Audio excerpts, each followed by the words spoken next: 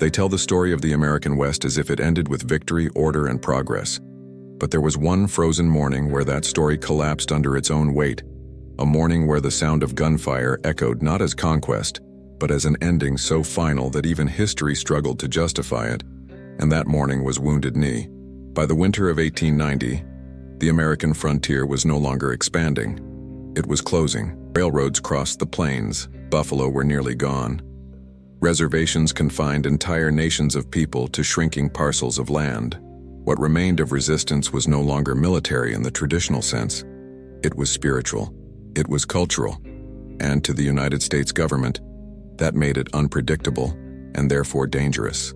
The ghost dance spread across Native communities like a quiet fire. It was not a call to arms. It was a prayer for restoration, a belief that the old world could return, that the dead would rise, that the buffalo would come back, and that the suffering imposed by expansion would finally end. To those who had lost everything, the dance offered hope. To American authorities, it looked like rebellion waiting to explode. Fear replaced understanding. Officials who barely comprehended Native traditions interpreted ritual as uprising. Soldiers were deployed not to investigate, but to suppress. The logic was simple and brutal.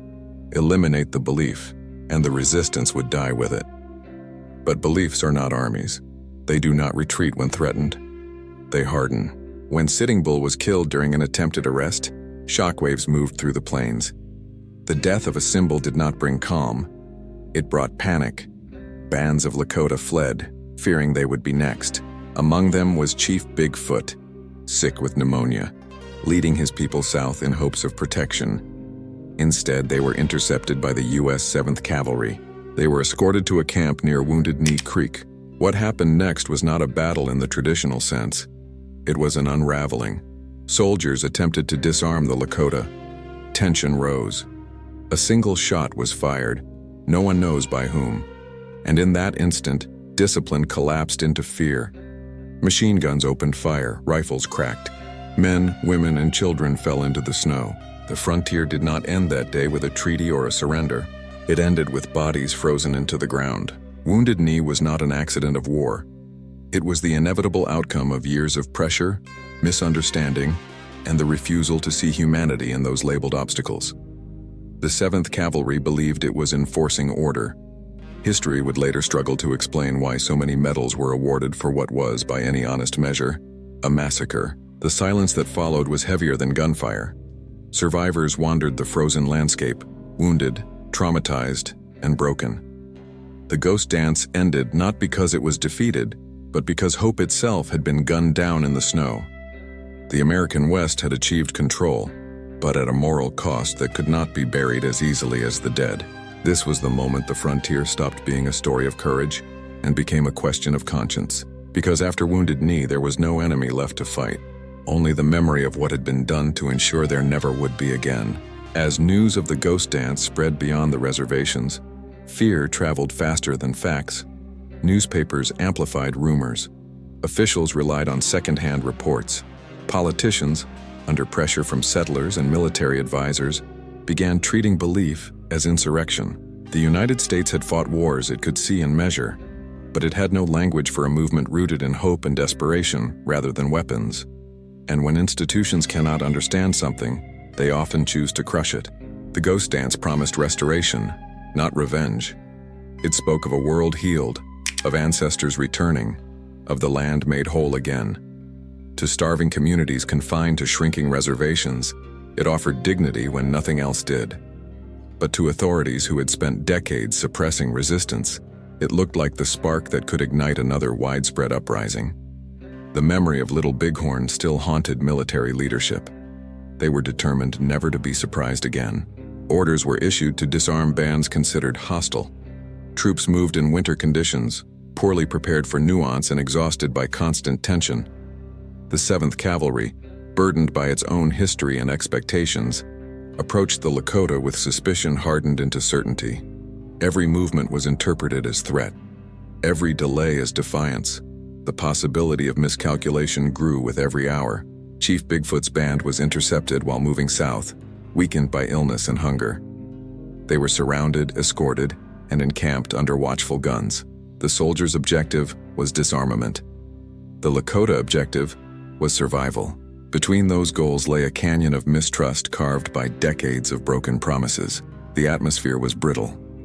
One wrong word, one misunderstood gesture, could fracture everything. If this story is making you reconsider how fear shapes decisions, take a moment now. Leave a like, subscribe to the channel, and comment below whether you think Wounded Knee was inevitable once fear replaced understanding. The attempt to collect weapons unfolded slowly and tensely. Some rifles were surrendered. Others were hidden, feared more as symbols of vulnerability than tools of violence. Soldiers pressed harder. Voices rose. A struggle broke out, and then a single shot cracked the air. No one can say with certainty who fired it. What matters is what followed. Machine guns positioned on nearby rises opened fire into the camp. Rifles joined in. Chaos replaced command. Orders dissolved into instinct. The distinction between combatant and non-combatant vanished in the snow. Men fell. Women ran. Children were cut down as they fled. The sound was deafening. The silence afterward was unbearable. In the aftermath, the military framed events as a battle. Reports emphasized confusion and danger. Medals were awarded. The nation, eager to close the frontier chapter, accepted the explanation. But survivors told a different story, of people hunted through the snow, of wounded left to freeze, of prayers answered with gunfire. The truth lived in the gap between official language and lived experience. Wounded Knee was not a momentary failure of discipline. It was the end point of a system that treated culture as threat and fear as policy. The frontier had been pacified, but at the cost of its own moral clarity. Control had been achieved, but legitimacy had not. As winter deepened, the plains absorbed the dead.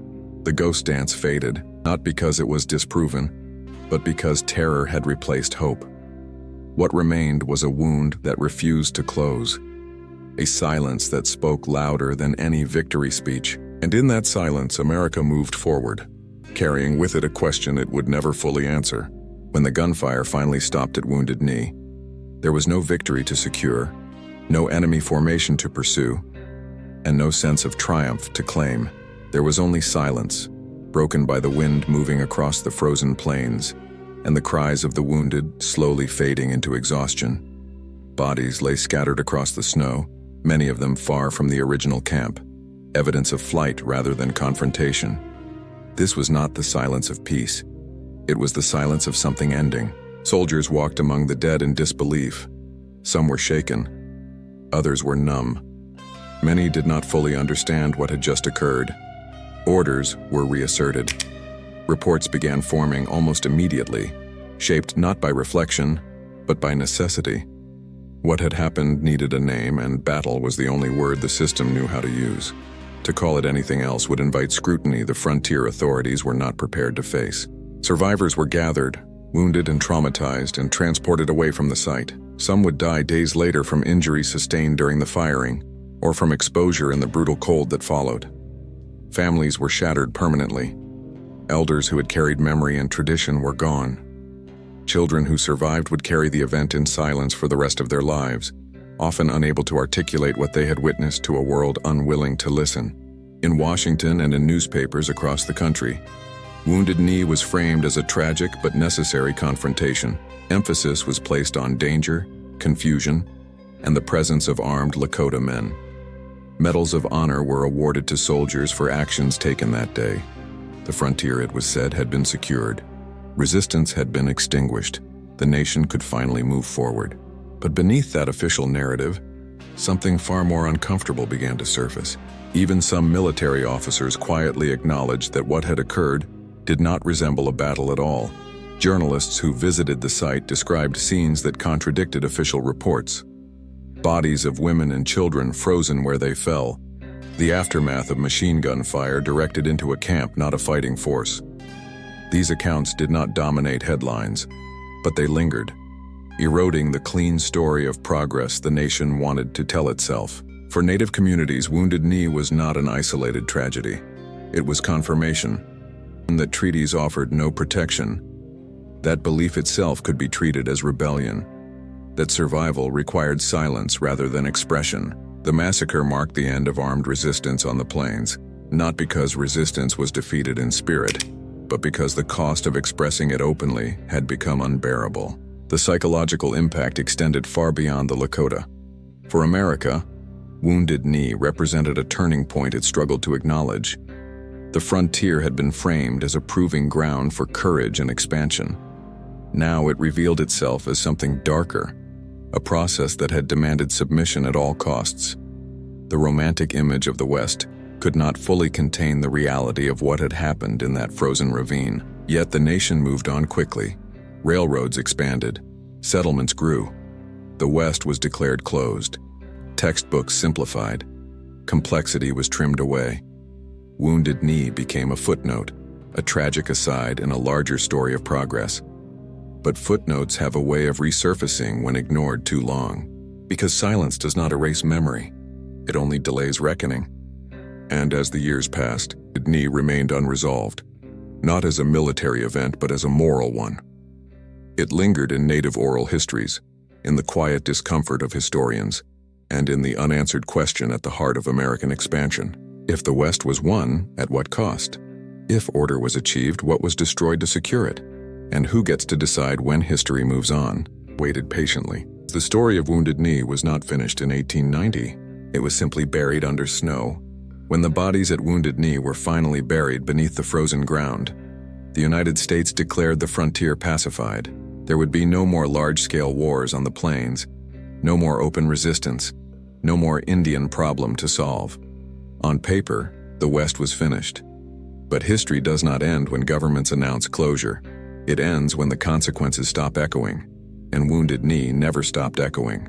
In the years that followed, Native nations were forced into deeper silence. Armed resistance had been crushed not because it lacked courage, but because it had been met with overwhelming force at the moment belief itself was labeled a threat. Cultural expression became dangerous. Spiritual practices were policed. Children were taken to schools designed to remove language, memory, and identity. The goal was no longer conquest of land. It was conquest of continuity. Wounded Knee succeeded where armies alone could not. For America, the massacre created a quiet fracture in the national story. The West had always been framed as a moral journey, hard, violent, but ultimately justified. Wounded Knee disrupted that narrative. It forced an uncomfortable realization that the final act of expansion was not a heroic stand against armed enemies, but a slaughter of families already broken by hunger and fear. That truth did not fit easily into textbooks or celebration, so it was minimized, reframed, or ignored. Yet memory has a way of surviving suppression. Among Native communities, Wounded Knee was never forgotten. It became a reference point, a line dividing life before and after. Elders spoke of it carefully. Survivors carried it quietly. It lived in the way trust was withdrawn, in the way promises were received with caution, in the way history was told within families long before it was acknowledged publicly. Decades later, when Native activists returned to Wounded Knee in 1973 to protest broken treaties and systemic injustice, they did not choose the site by accident. They chose it because the ground itself carried unfinished meaning, because the massacre had never been resolved, because the questions it raised had never been answered.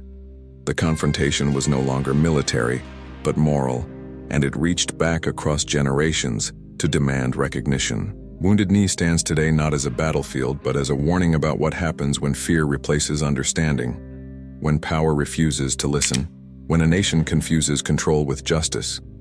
It reminds us that the closing of the frontier was not a clean victory, but a compromise purchased with silence and suffering. The Old West did not end with a duel at sunset or a treaty signed in good faith. It ended with a machine gun firing into a camp at dawn. That is the truth history eventually circles back to, no matter how long it is avoided. If this story made you pause, reflect, or feel uncomfortable, that is not an accident. It means the past is doing what it is supposed to do. Take a moment now. Leave a like to support honest history told without shortcuts. Subscribe to the channel for long-form stories that confront myth with reality. And comment below. Do you believe Wounded Knee was a tragic mistake, or the inevitable end of a system built on fear? Because the hardest part of history is not learning what happened. It is deciding what it means. And Wounded Knee still asks that question today.